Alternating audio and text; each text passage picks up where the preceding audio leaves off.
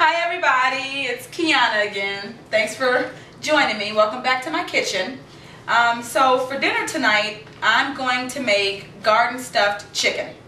And I call it garden stuffed chicken because, like I told you guys last time, gotta make my kids have those vegetables. So I have, the stuffing is being made with, some celery, some red and green pepper, my favorite, some green onion, some carrots, and obviously Philly cooking cream, and I'm using the Italian cheese and herb, and a couple of other things in here.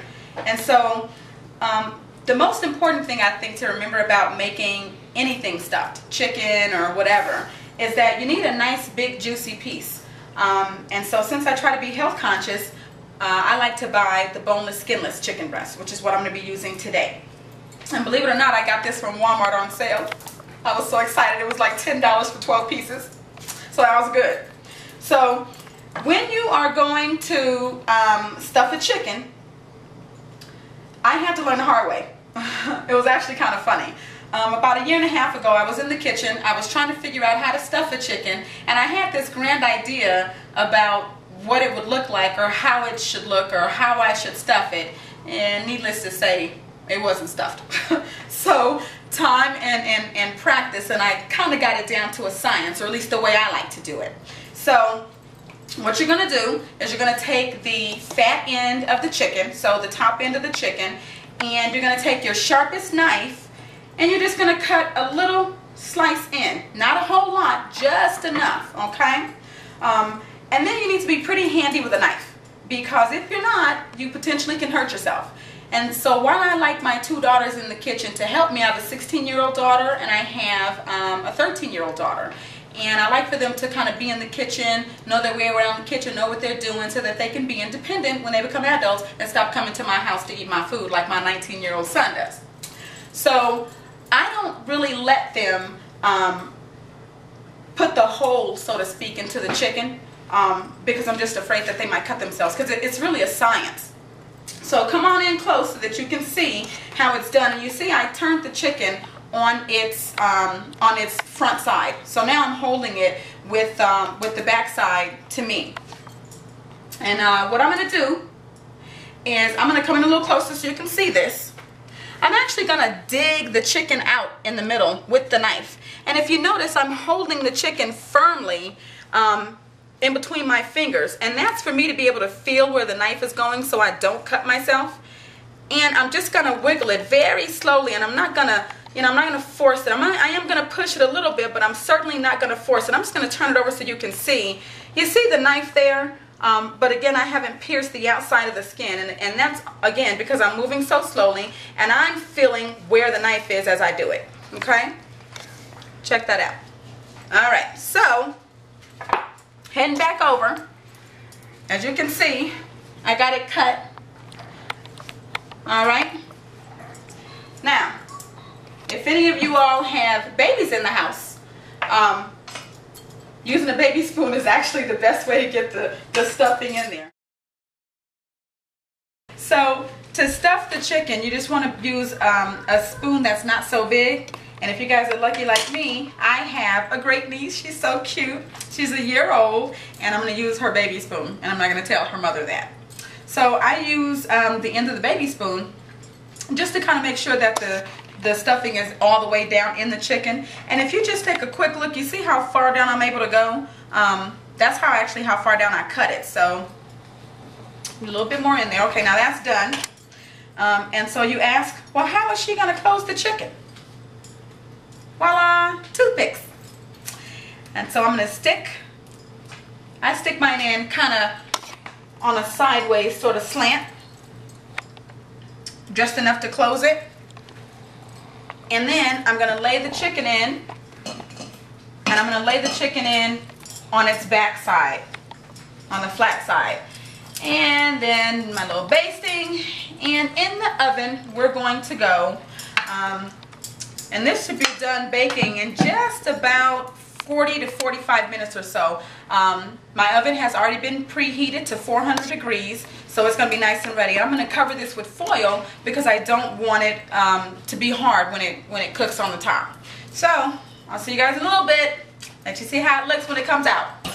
Bye. Hi guys, I'm back. Thought I wouldn't have to see you for a little bit because I put the chicken in the oven already, but it looks like I have some pretty hungry kids that asked me to make a quick gravy, a quick sauce to go over the chicken. This is actually a gravy or a sauce, I guess I'll say, that I make all the time, and I put it over rice, I put it over potatoes, steak, all that. So what I'm going to be using is some shallots, some shrimp, we love seafood, and some burgundy cooking wine and a couple of other things.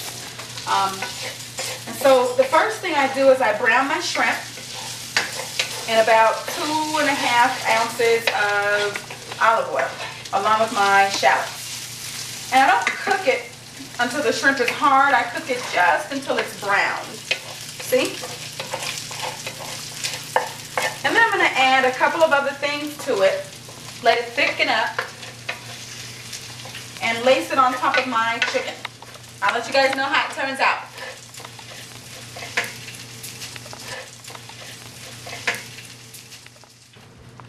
Hi guys, I think I have to add a little something, so I'm back.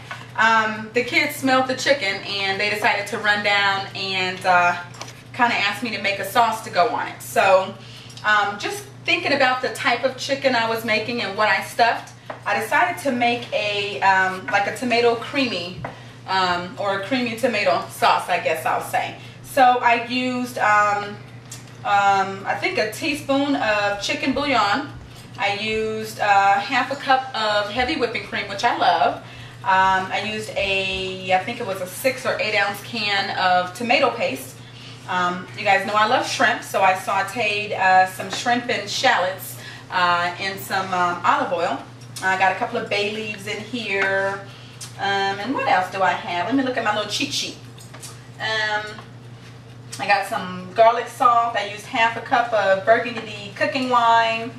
And a couple of other things. And so I'm gonna drizzle this over the chicken, and it actually goes really well with both chicken and steak, believe it or not.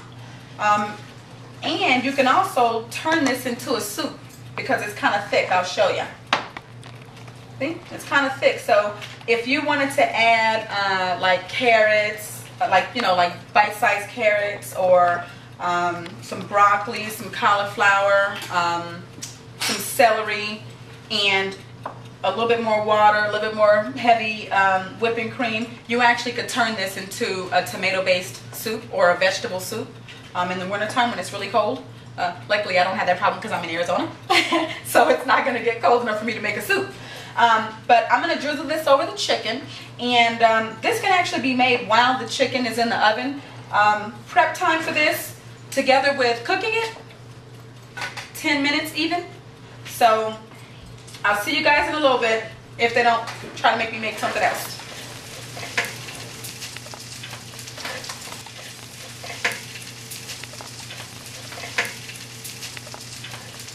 So why don't we take a second, I got my trusty fork and knife here, and get a taste. See what you look like on the inside.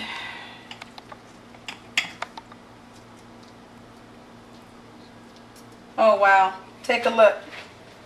That looks awesome. Look at all that filling in there. Looking pretty good, huh? Now I'm really gonna take a taste, I really am. Don't you guys sometimes hate to mess up something that looks so pretty? I'm starving, but it looks so good I kind of don't want to eat it. But let's just see. I think I'm gonna have to make myself. All right. And you know, you don't have to put the sauce on top. I did because, again, my family loves sauces and gravies. But you can leave the chicken plain if you want. I'm just going to get a little bit of this sauce here.